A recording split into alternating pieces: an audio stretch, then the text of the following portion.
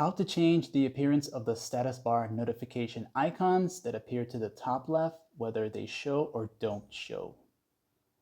This is a Redmi Note 13 Pro phone with Hyper OS 2, and to do this, use the quick access and go into the settings right here. Once in the main settings of your Note 13 Pro phone, you'll go down to where it says notifications right here. As you enter into the notifications section here, you're going to go down to where it says status bar, this part right here. So you'll see it is set to 3 icons, and when you tap here, you have a drop-down menu.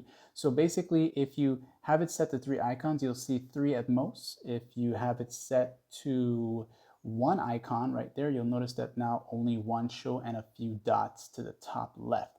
And if you don't want anything showing at all, you just switch it to none, and you'll notice that there is no icons up there. And of course, turn it back to 3, you'll have this here again. And this is where you can go to change these settings, like and sub.